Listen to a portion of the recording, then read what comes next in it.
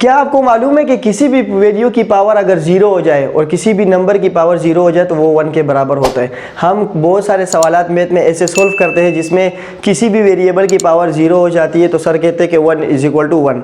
तो ये कैसे, आपने कभी सर से सवाल पूछा है कि sir is equal to zero, ये कैसे हो सकता है कि अगर किसी भी वेरिएबल की पावर या किसी भी नंबर की पावर ज़ीरो हो जाए वो 1 के बराबर होता है। चलिए आज हम प्रूफ करते हैं कि किसी भी वैल्यू की पावर अगर ज़ीरो हो जाए तो वो 1 के बराबर कैसे होता है।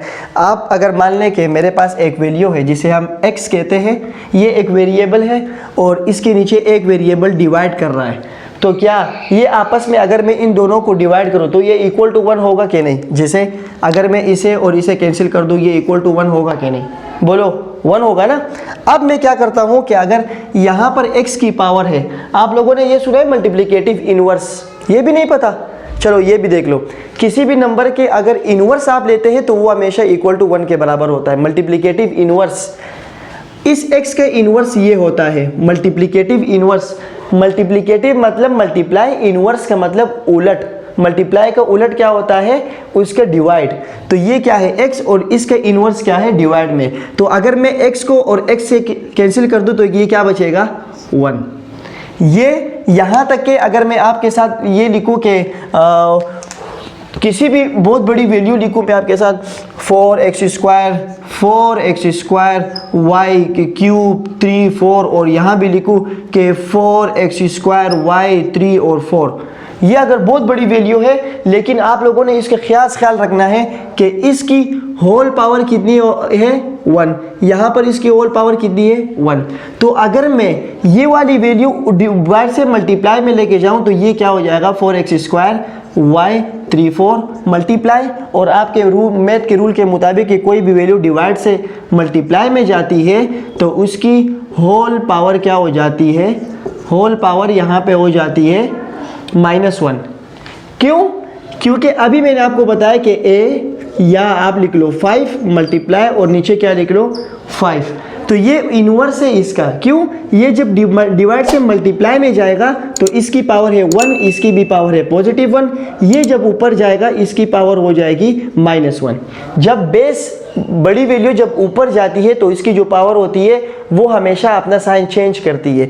अगर दोनों बेस सेम है मैं इसको एक मरतबा लिख सकता हूँ, यहाँ पावर कितनी है 1 और इसके साथ बेस एक मरतबा मैंने लिखा है, इसकी पावर को आपस में जोड़ दें और -1। 5 में 5 की पावर 1 - 1 5 इज इक्वल टू 0, तो 5 की पावर 0 इज इक्वल टू 1। क्यों? क्योंकि 5 इज इक्वल टू 1। तो इस तरह हमारे पास ये प्रूव आया कि किसी भी वैल्यू की पावर अगर 0 हो जाए तो वो हमेशा क्या होगा 1 के बराबर होगा।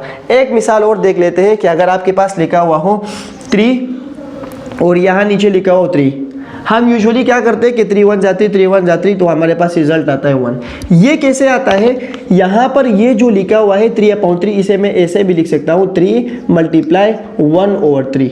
सिर्फ मैंने डिवाइड वाली वैल्यू को साइड पे कर दी।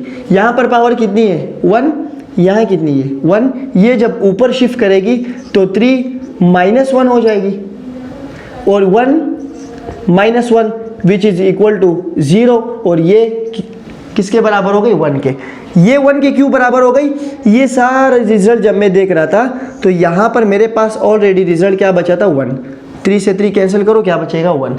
तो इस तरह शिफ्टिंग करके किसी भी वैल्यू की पावर 0 हो जाती है तो वो हमेशा 1 के बराबर होती है।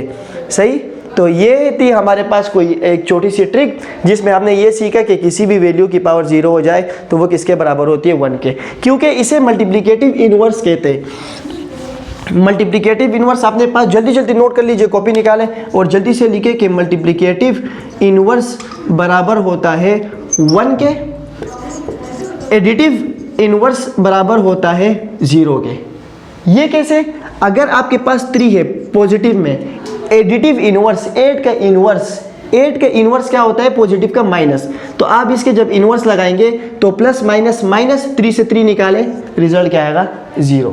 ये था एडिटिव इनवर्स। मल्टीप्लिकेटिव इनवर्स इसके साथ मल्टीप्लाई है, जब मैं मल्टीप्लाई का इनवर्स लगाऊंगा मैं यही वैल्यू डिवाइड में लिखूंगा, तो मल्टीप्लाई का इनवर्स क्या हो जाएगा डिवाइड, 3 से 3 कैंसिल करो आपके पास क्या आ जाएगा 1। तो मल्टीप्लिकेटिव इनवर्स का आंसर 1, एडिटिव का आंसर 0। ये था हमारे पास प्रूफ। इसी तरह आपने मेरे यूट्यूब चैनल को सब्सक्राइब करना है और एक एक टेक्निक को सीखनी है जिससे आपका कंसेप्ट क्लियर हो सकता है। अल्लाह हाफिज़।